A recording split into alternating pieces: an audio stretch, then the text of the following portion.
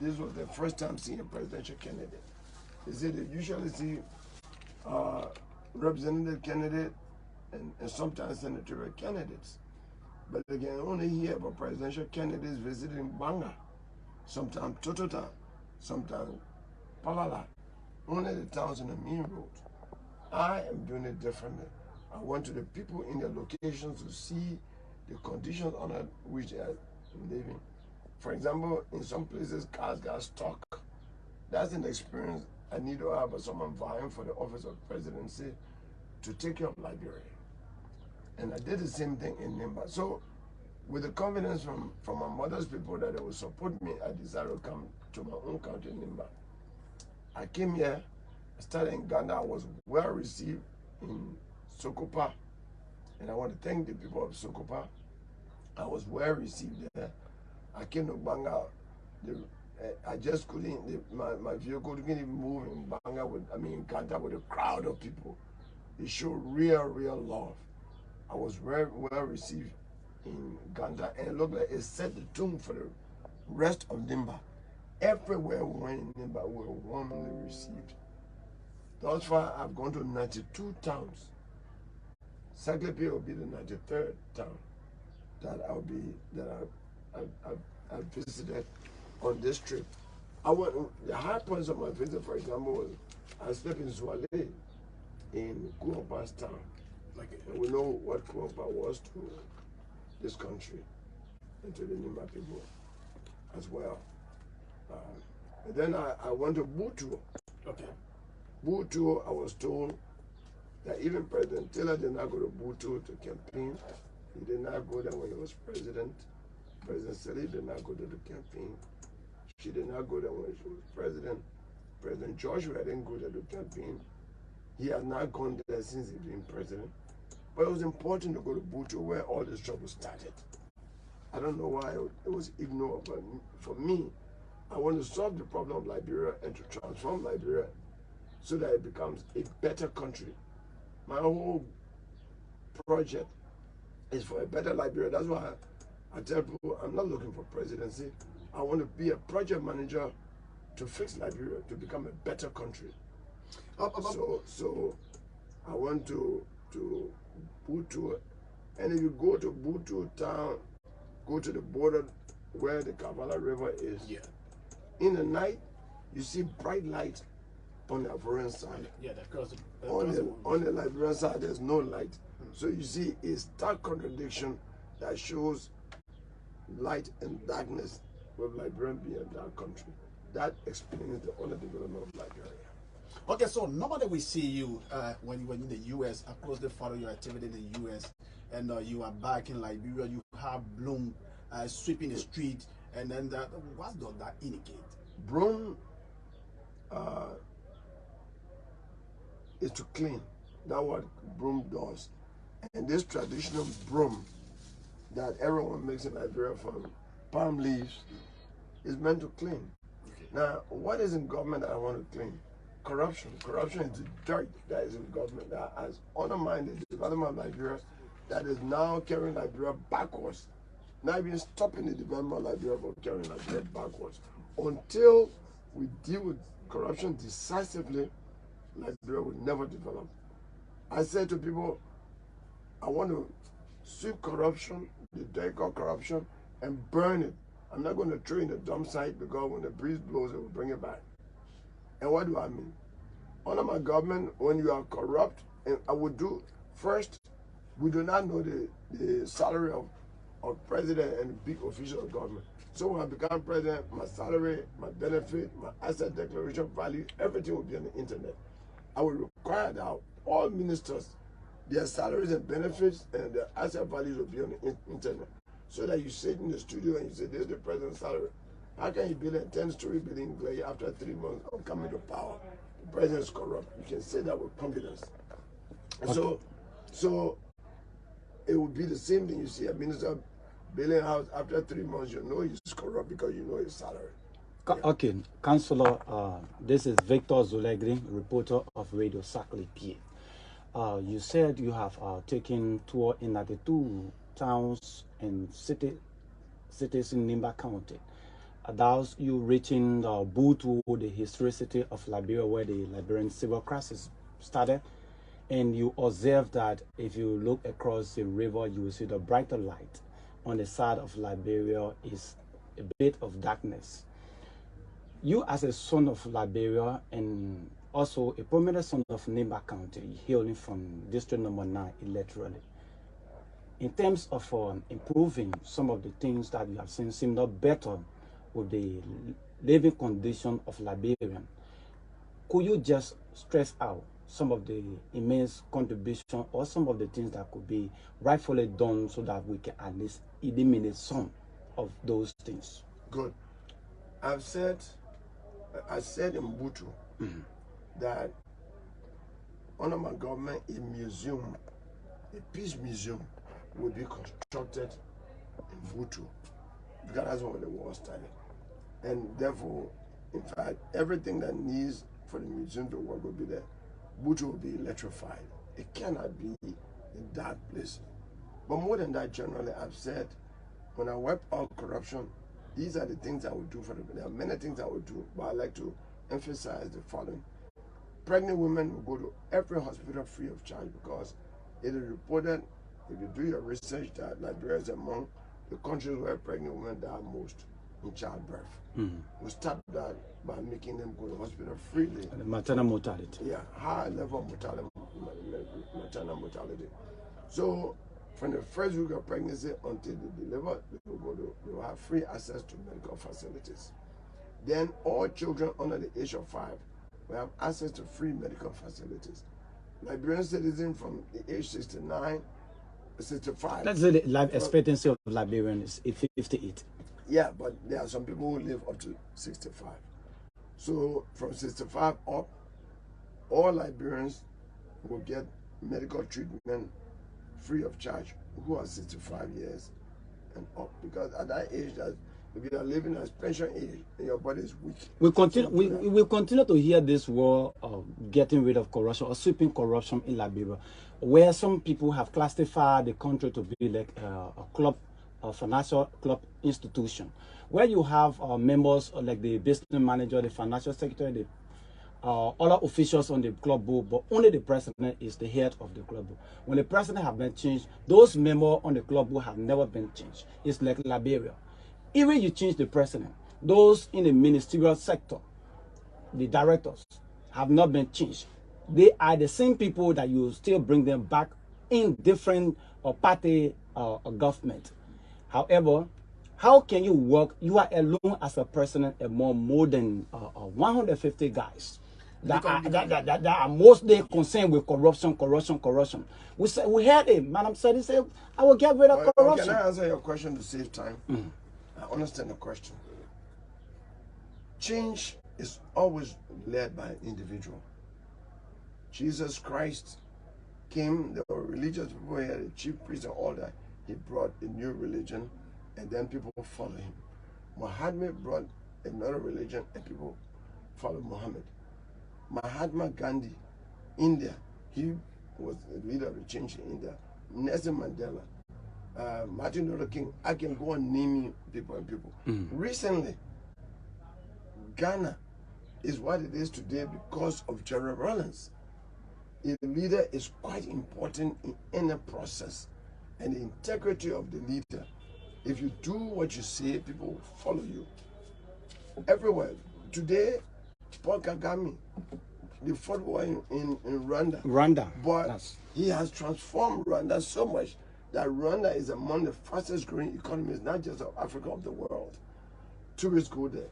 They have the best medical, they have some of the best medical facilities compared to even European countries or other. As I speak to you, there are over 3,000 Liberians going to school in Rwanda because education there is very good and also cheap. Less than $600 US. You go to school, university education, whole year. There are young people from Saclepea, from Ghana, other parts of Nimba County who are in Rwanda, and I talk to them. Paul Kagame is leading the process. Paul Kagame goes to hospital in Rwanda. Paul Kagame uses the facilities that are in Rwanda. So change begins with an individual. I am not corrupt. I served as executive assistant to President Amos Sawyer for 4 years. I was Solicitor General, even prosecuted Judy Bryan and others for corruption. I was labor minister, and as minister of labor, nobody engaged in corruption because I was not corrupt. A leader sets the tune, and I believe that when I take over power, corruption will end in Liberia. Why do I say so? If you're we have something that I've never seen anywhere in the world called a quarterly lifestyle audit. Every 3 months, the president and the ministers who run the executive branch of government lifestyle will be audited, to the extent that if the audit, I will submit myself, and I want to hear any presidential candidate say that he or she will submit himself or herself to lifestyle audit. Because when I submit myself to lifestyle audit, after 3 months, they'll come and say, the president, your total value is not more than $50,000, because we see that your houses and your property are valued is what you have in the bank is this. How come you are building a 10-story building house in Cllr that is $500,000? I can't explain that. Obviously, I will be stealing. And I've said to people, in that case, I will resign. Of course, I will be prosecuted by the president who succeeds me. But because I will not do that, it will bring disgrace to Nimba County and the Nimba Gongloe and the people of Saclepea and Yao Misnor. I am going to be very rigorous and tough on ministers who serve below me. The reason I say I'm going to bring corruption is, normally in the past, people used to dismiss corrupt ministers, then they go sit down with that money and enjoy it, and then their family enjoy it. But here is how we eliminate corruption. When you are corrupt and you're a minister, and after 3 months see you building a $200,000 house, and that report comes to me, I will dismiss you and turn you over to the Liberia Anti-Corruption Commission for full investigation. Maybe you got others in Ghana or other places that investigation will determine. You will be prosecuted. When you are found guilty, you go to jail for 5 to 10 years. But that's not enough. Your bank account, the money you stole, the houses you built, the cars you bought will be taken and turned over to the Republic of Liberia. And I strongly believe, and everywhere in Nimba I've asked that question, even Bonkan, they have answered me no. I've asked the question, if 5 ministers are in jail, their properties are taken, their money, everything taken away from them, and their families are suffering, do you think another minister will take the risk of being corrupt? The answer usually is no. This is a country of Liberianization. It started since 1927, if history can be recorded.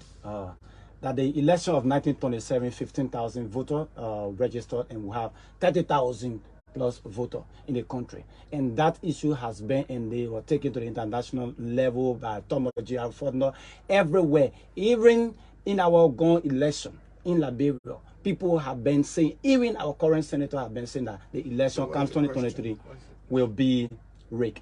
This is the question, Councillor Tiawan Gongloe.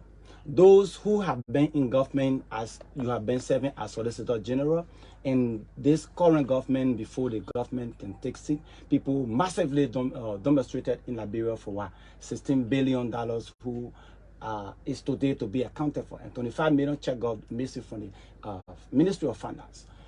Up to present, what is your point, or what have you done in terms of the Liberian people money to get back? Listen, I'm not in government. When I was Solicitor General, I prosecuted people for corruption. I can only advocate. We've spoken about it. I was a lawyer for the team of young people who led bring back our $16 billion. I only advised them to be peaceful, and I told them, if you're not peaceful and you behave in a disorderly way, and the police engages you, and then somebody is hurt, at the end of the day, the news will be that some police people got wounded, some demonstrators got wounded. So it's not in your interest. You want your petition to be heard. Make sure that at the end of the day, the news will report your petition, the content of your petition. They listen to me. And the $16 billion, bring back $16 billion was the first peaceful demonstration in Liberia, and set the tone, because they had their own marshals controlling. Anybody want to misbehave, they take you from the line and give you to the police. Because of that, at the end of the day, the American ambassador received the petition, and the news carried that. So I was their lawyer. there's nothing I can do. When I become president, I will set up a special commission to look at all past, abuses, especially corruption, and to hold people accountable for Liberian people's money. That's what you do with power. Okay, so let's come to Nimba. There have been rumors around that you one time said in 2017 that Nimbans are not ready to produce president. You know, when there's something called ghost spirit. Sometimes some people can see things that don't exist. Some people can hear things that don't exist. I've heard that question on Gompa Radio. Radio Gompa said, if anybody produces that recording, I will give the president $1,000. But you were accused by the Can I finish? Then I went on the radio station, I think in Butu. I asked that question. I said, if I increase the amount to $2,000, not only that, I will also stop running for presidency. I will surrender my bid for the presidency because it's not true. I mean, people don't have respect. So just a mere propaganda. People don't have respect for people. Me, a lawyer, who have been respected by my colleagues to even elect me with a resounding victory to be president of the Bar Association. Somebody who is a professor of law at the University of Liberia. I taught economics, Paul Joel or Taylor, Kabina Jani, all the people I taught them. I'm considered among the scholars of Liberia, nationally and internationally. I've been a Harvard scholar, a research scholar at Harvard. I had 2 fellowships. The prestigious W. E.B. Du Bois Fellowship at the Faculty of Arts and Science at Harvard was given to me. I also became a fellow at the John F. Kennedy School of Government as a human rights policy fellow.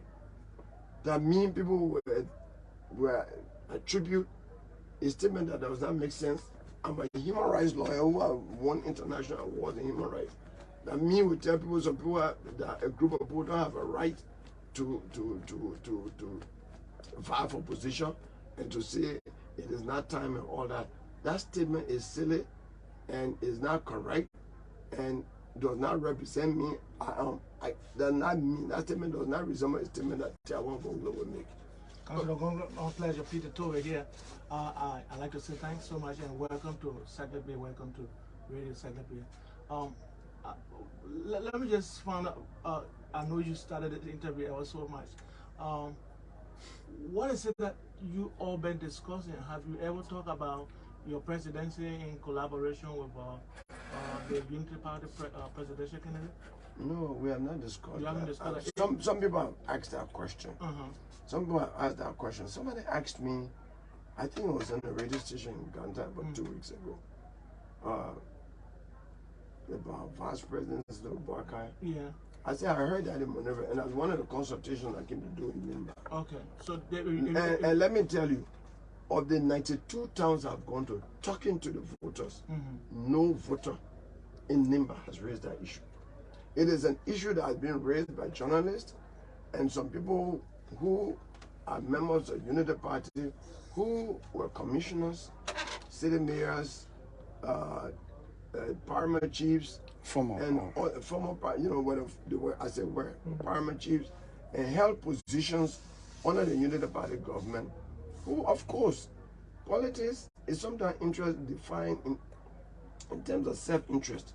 They would like to come back into position. So why if that plot is presented? They would like to come back into position. But you must also know in Nimba, there are the people who are position currently, from the superintendent to the least government official here, are all seditious. So we have the buyers who are divided between Unity Party and CDC based on interest. Those who are sedition now are rigorously protecting the territory. Yes. To make sure that CDC remain in power so that they can maintain their. Those who lost their position under President Cllr, under Unity Party government, are fighting hard for Unity Party to come back. But I resigned from Unity Party government, so I don't even share that view.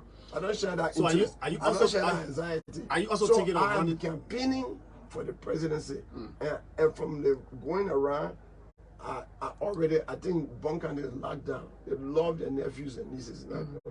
Bunkan is locked down. And I can say Nimba is locked down. Because when I want to blow it and tell the people of blow it, this is the political shrine of Nimba. I want to complete the journey that Jackson Joe started. People were sharing tears. Everywhere. Tapeta, 2 days ago, was moving. The honor development of Liberia because of corruption. Can you imagine if you been on Grand General Road from Glodiala to Tapeta, normally 20 minutes. It took me 4 hours. I arrived in Glodiala at 3 o'clock. In fact, I was leaving Glodiala at 3 o'clock. I reached Tapeta 7 o'clock in the evening.